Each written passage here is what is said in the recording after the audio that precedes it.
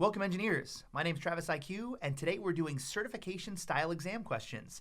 False positives, false negatives, cybersecurity event types, let's go!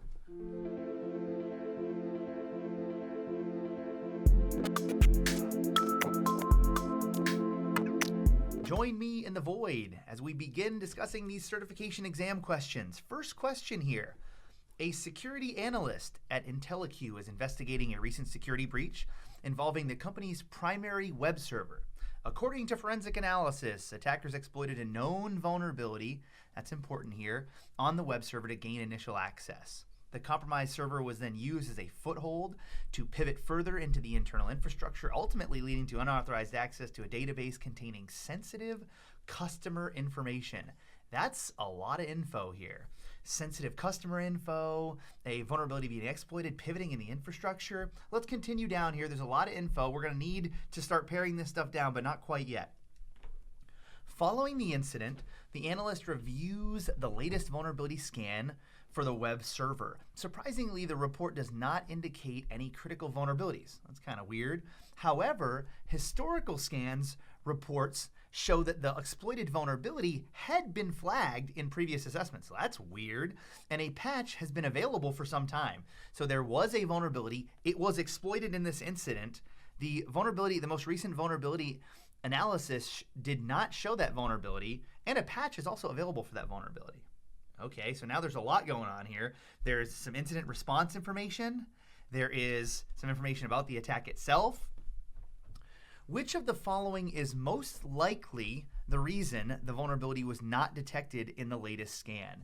So now they're not asking about the pivoting in the environment. They're not asking about the patching infrastructure. They're asking about why the vulnerability wasn't identified in the most recent scan or detected in the most recent scan. So A, security patch failed to install due to a kernel incompatibility. So what would happen if a patch failed to install? So there were multiple vulnerability scans that identified this vulnerability, and then you went to patch it, and there was a kernel issue that prevented the patch from successfully installing. That would result in the vulnerability still existing. So A actually does not match up with what was assigned in the question. The question said the vulnerability scanner did not identify it as a vulnerability. If this happened, the vulnerability scanner should have identified it as a vulnerability. So this is definitely not a reason for what we observed in the question, because this would not have resulted in what we observed in the question, right? B, logs and scan reports were changed in an attempt to deceive the incident response team. This would result in the vulnerability scan no longer identifying that vulnerable system. So this is interesting. I'm not going to actually answer it here yet because I don't know what the rest of the questions or what the rest of the answers are saying, but this would result in that, right? If an attacking group gained access to my infrastructure and then scrubbed the logs to make it look like the vulnerability no longer existed on that endpoint, then when I went back and looked at the vulnerability scans, I would see that it looked clean, although it was not. So this is actually a possibility. I'm going to leave this one here. C, a zero-day vulnerability was used in the exploitation of the web server. This is not correct because a zero-day vulnerability is one for which a patch does not exist, typically one that is new or newer for which a patch has not been released yet. And so the question already stated that the vulnerability had an existing patch that could have been utilized. And so this is not a zero-day vulnerability either. So this is not it. Let's get down to the last answer here, the last possible answer. D, the scan resulted in a false negative for the vulnerability. What does that mean?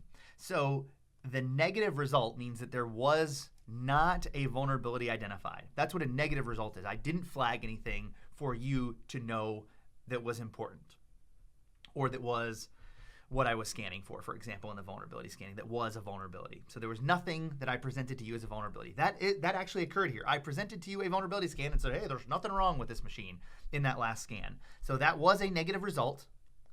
Then the question is, was that negative result correct? Was it supposed to be negative, or should it have flagged something for me on that scan? And you remember it says up here, the latest vulnerability scan report for the web server surprisingly, the report does not indicate any critical vulnerability. So we're saying surprisingly because it had previously. And so this is a false negative. It should have identified a vulnerability, but it did not. Right? That's a negative result, but it was falsely negative. So this also could be correct. I mean, that's what it is showing. Now I need to go back to this. Which of the following is most likely the reason the vulnerability was not detected in the latest scan? And so you're going to say to me, Travis, well, they probably went back and scrubbed the logs. And I would say to you, one, that's the less likely of these two scenarios. It's more likely that the vulnerability scanner produced a false negative, because these happen. Also, there's another component of this. So it's not just, I'm not just gauging the likelihood. You don't just have to gauge the likelihood based upon the two events. There's some additional context that was given to you in this question that actually helps you understand what is more likely. They said in the question that previous vulnerability scans had identified the exploitable system. And so why would an attacker, a malicious user that could exploit the system, pivot in the environment, scrub the logs, not correctly scrub the infrastructure? Again, if you're thinking you're like, Travis, it's possible they just scrubbed the most recent scan. It is, but I'm telling you that based upon the question here, it is more likely that a false negative was produced by the vulnerability scanning software for whatever reason than the IR team was deceived. And also, the additional context in the question makes this even less likely, because if the malicious users were going back and scrubbing logs, why wouldn't they scrub the subsequent vulnerability scans as well, which were likely put in the same place as the original repository for the vulnerability scans? So they're probably all existing in the same place. So for that reason, this is less likely, and this most here is a very important component. And as a result, D, the scan resulted in a false negative for the vulnerability, is the best answer for the first question here. This was a really interesting question, and there was a ton of additional context here that was given to you and that you needed to sift through. I like to use these questions as my examples. There are questions in certification exams that are more definition-based. What is the primary differences between Linux and Microsoft or Windows operating systems? What is the primary difference between, or what is the definition of a vulnerability scan or a penetration test? Those questions aren't nearly as interesting for me to present to you because they don't require you to do a lot of the additional context and sifting and things like that that make it really hard, and that are oftentimes the things that throw students and exam test takers off. And so that's why I'm presenting these more unique use cases here to you. Next question. A nuclear submarine refit facility. Ooh, this sounds intense. It already kind of sets your ears on edge, right? They conducted a post-incident investigation after detecting unusual network activity. Something happened in the network and they were like, whoa, what is this? And they went back and did an incident response. The investigation revealed the attackers had gained unauthorized access to an internal maintenance and diagnostic tools and had been operating within the facility's infrastructure for several months. So when they went back and did the IR, they found that these malicious users had been in the infrastructure for a long time. That's scary stuff. Despite the prolonged presence of the threat, neither the EDR nor the SIEM generated alerts until much later, when overt malicious activity, that network activity they were referencing previously, was finally detected. Which of the following best describes this situation? So let's go through these answers and see which best describes the situation. Answer A, false positive. So the EDR and the SIEM. EDR is Endpoint Detection and Response, EDR. SIEM, which I actually discussed in the previous video, which I will link in the description below, where I talked about false positives, false negatives, true positives, and true negatives. I described SIEMs. Security, Information, and Event Management. These are utilities. The SIEM provides a centralized logging and repository for you to get these notifications. Then the EDR, the Endpoint Detection and Response, is what's actually generating these notifications and saying, hey, there's something wrong with this endpoint. The EDR and the SIEM did not flag this. And so that allowed these users to be in this infrastructure for an extended period of time, months, which has been identified in this question. This is probably based upon the SolarWinds incident, which I actually mentioned in my previous video as well. Go back and take a look at that. So a false positive. What did we say a positive result was? A positive result is an event occurs and you get a notification. You get a notification. That's a positive result. Something gets flagged and sent to you as a notification, a flag, ID'd as a problem, something like that. That's a positive result. A false positive is you get a positive result, but that wasn't necessarily what it should have been. Again, we use the example of a user logged in late at night but got blocked, and that was flagged, but that user was supposed to be in that infrastructure. We used an example like that I described in the previous video. That would be a false positive. Was there anything in here that mentioned a flag or an alert being triggered? No, they said alerts weren't triggered. So this was not a positive result. This is not the answer. This is not describing the situation above. A negative result is nothing gets flagged. And in this case, we said the EDR and the SIEM did not generate alerts until much later. So nothing was flagged. Okay, that's a negative result. Was that a truthful response? Was there actually nothing going on in that environment? No, that was not a true negative. A true negative is when nothing gets flagged, and that's a correct statement. There shouldn't be anything flagged. That's not what happened here. The EDM and the SIEM didn't flag anything to you until much later, but it should have been flagged because we found that there was indicators of compromise in that system for months before a huge event occurred, the incident response. So this is not a true negative. I'm going to come back to false negative just because I wanted to get to one that's obviously not the answer, which is a compensating control. Compensating controls are when an event occurs and then you put a control in place specifically to prevent that event from reoccurring. And that's a compensating control. We haven't put anything in this question, or there isn't anything in this question that we have seen that would indicate that additional controls have been added to prevent this from happening in the future. That's what a compensating control would be, and this isn't correct either.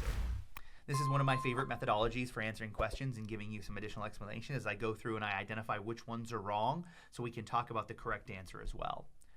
C, a false negative. So what happened here? The EDR and the SIEM didn't generate alerts until much later.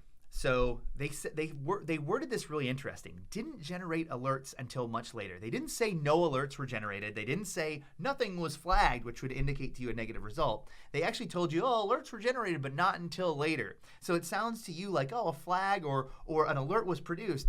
Actually, what they're saying is an alert was not produced until much later.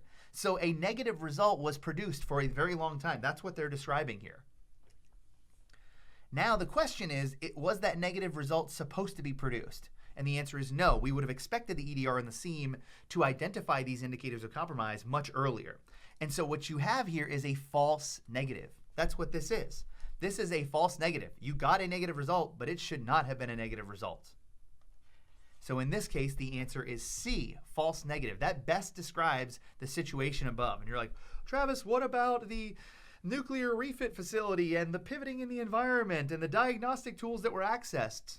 That's not what they're asking you in this question. We need to sift through, again, all of this obfuscating information until we get down to like cybersecurity truffle pigs, until we get down to the most important stuff. We root it out and we say, that's what I needed, and this is how I answer the question.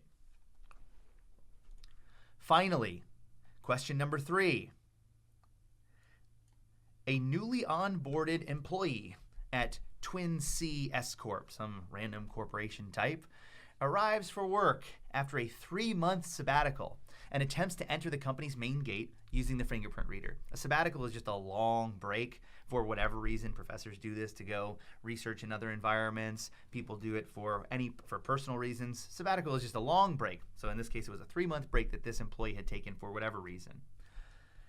They came back. They tried to use the fingerprint reader. The employee had been using this same security gate for all of their entries in the previous year of employment. However, when the employee places their finger on the reader, the system denies access multiple times. So the employee's like, oh, it's not working. I'm back. What are we doing? Despite their credentials being correct and the reader appearing to function normally, security personnel confirm that the employer's ID and the employee's ID and records are valid and no access restrictions have been placed on their profile. So not only are their fingerprints correct, I mean, they probably haven't changed. We're not going to debate whether they have changed. We're only given what was given in the question. They also told you for a fact that this is not a policy issue. The cybersecurity profiles are correct and that users should have access, but they do not. Okay, so which of the following best describes this situation? Crossover errors are errors specific to biometric error types that don't apply here about users and other users. So we're not going to talk about crossover error rates. I will talk about them in biometric authentication videos subsequently, just not this one, but that does not apply here. So this is not the correct description of what you've seen, and even from the definition of crossover, this doesn't really necessarily indicate a crossover error, even if you know the traditional definition of the word. A false match, it wasn't matching a different user, it was denying the match of the current user. So this is not a false match. That leaves us with just two answers, a false rejection or false positive.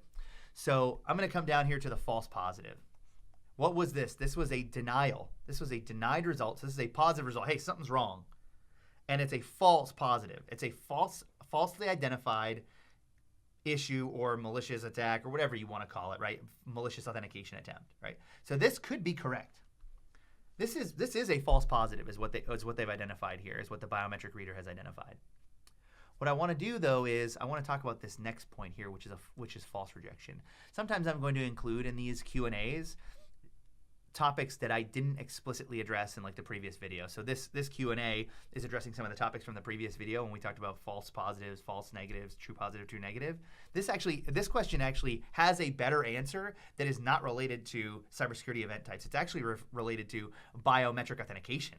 And so a false rejection or false rejection rates is a common qualifier for biometrics, and it's a known issue for biometric authentication mechanisms and fingerprints specifically. And what we are identifying here is a false rejection. The user had access. They were an effectively authenticated employee a year ago. And when they went to authenticate again with all the access that they needed and the correct fingerprints, they were denied access. That's a false rejection. That is a specific definition for biometric authentication. And then you would say, well, Travis, it meets the definition of both C and D. So then which one is best? You're like, Travis, which one is best then? Best for almost all certification exams, I would say all. I haven't seen one that best doesn't mean this. Best means most specific, so highest specificity. I'll give you another example on the CCNA exam, Cisco's CCNA exams. They will talk about how routers make routing decisions, and they will give you several routes and several route trees, and they'll say, hey, which route does the router use to forward this traffic? And 2 or 3 of those routes will match. But when you have to define which route is best, which route the router will actually take best, you actually have to use the most specific route, because that's the one the router will choose. So in this case, I know we're not talking about routing, but that's another great example, is we're taking the most specific answer. What's the most specific answer? C, false rejection rates apply specifically to biometric authentication mechanisms. And as a result, C is the best answer given the 4 answers that we have here, and trying to apply them to the question that we have seen in this description. And so C is the answer. While D could be the answer, there is a more specific answer available, and that makes C the best answer in this case. I think these have been some really, really interesting exam and certification exam style questions. We are going to continue along this path, presenting topics and giving you certification exam questions that go along with them. I hope you stick around in subsequent weeks and subsequent months. As is always the case, engineer, break stuff, have fun. We'll see you next time. Let's go.